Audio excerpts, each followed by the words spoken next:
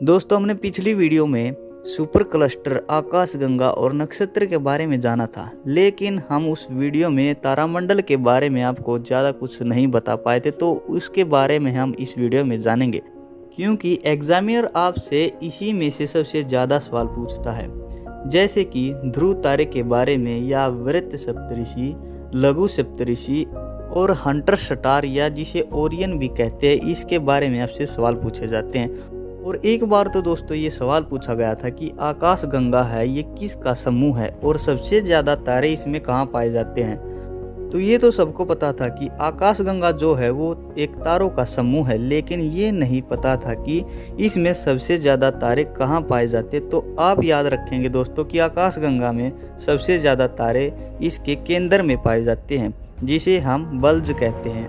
और दूसरा सवाल आपसे ये पूछा जाए कि दोस्तों कि बताइए आकाशगंगा में सबसे ज़्यादा ब्लैक होल कहाँ पाए जाते हैं। तो जैसा कि हमने पिछली वीडियो में जाना था कि जब किसी बड़े तारे का अंत होता है तब जाके ब्लैक होल बनता है, और सबसे ज़्यादा तारे कहाँ पाए जाते हैं, तो वो पाए जाते हैं केंद्र में दोस्तों। तो इसका उत्तर होगा दोस्तों केंद्र, क्योंकि सबसे ज़्यादा तारे यहीं हैं, तो ब्लैक होल भी सबसे ज़्यादा यहीं पर मिलेंगे। और जैसा कि आपको पता है कि ध्रुव तारा हमेशा उत्तर दिशा में मिलता है, लेकिन अगर आप किसी जंगल या समुद्र में रास्ता भटक जाएं और आपके पास कोई भी इलेक्ट्रॉनिक डिवाइस ना हो, तब आप तारों के माध्यम से दिशा का पता कैसे कर सकते हैं। तो इसके बारे में भी हम इसी से जानेंगे, क्योंकि अगर आप ध्रुव तारे को खोज लेते तो आप सभी दिशाओं का पता लगा सकते हैं। और ध्रुव तारे को खोजने का सबसे आसान तरीका ये है कि दोस्तों आपको करना क्या है कि आसमान में आपको वृत्त सप्तऋषि खोजना है, या फिर आपको लघु सप्तऋषि दिख जाए, या फिर आप हंटर स्टार को भी खोज सकते हैं। इसके माध्यम से भी आप इसका पता लगा सकते हैं। कैसे? जैसे दोस्तों आपको आसमान में वृत्त सप्तऋषि, जिसे इंग्लिश में हम उर्सा मेजर, और लघु सप्तऋषि जिसे इंग्लिश में उर्सा माइनर कहते हैं। अब इनको सप्तऋषि इसीलिए कहते हैं क्योंकि ये 7 तारों का समूह होते हैं। दोस्तों रात होने के बाद जब आप आसमान में देखेंगे तो आपको 7 तारों के 2 समूह दिखाई देंगे, जिनमें से एक साइज में बड़ा होगा और एक साइज में छोटा होगा। आपको बड़ा सप्तऋषि तो आसानी से दिखाई दे जाएगा। अगर आप में से किसी ने सप्तऋषि नहीं देखा है तो देख लीजिए दोस्तों, कुछ इस तरह से आपको आसमान में सप्तऋषि दिखाई देगा। आपको 4 तारे ऐसे दिखाई देंगे कि जैसे कोई आयत बन रही हो, लेकिन 3 तारे एक लाइन में दिखाई देंगे, बिल्कुल एक हाथी की सूंड की तरह निकले हुए दिखाई देंगे।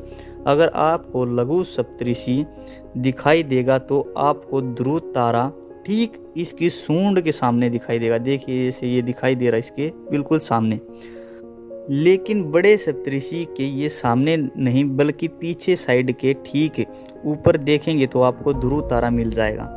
तो एग्जाम में आपसे सवाल पूछा जाएगा कि बताइए कि किस तारा समूह के ठीक सामने आपको ध्रुव तारा मिलेगा। तो जैसा कि आप लोगों ने देखा कि लघु सप्तऋषि के ठीक सामने हमको ध्रुव तारा दिखाई देता है।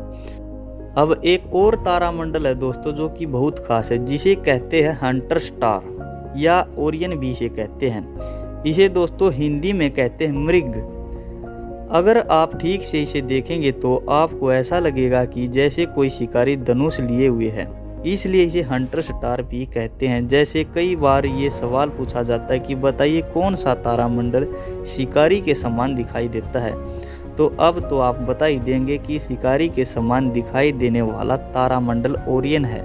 और अगर हमसे पूछा जाए कि सबसे ज़्यादा तारे किस तारामंडल में दिखाई देते हैं, तो दोस्तों वो होता है हमारा हाइड्रा। दोस्तों ये हो गया हमारा तारामंडल।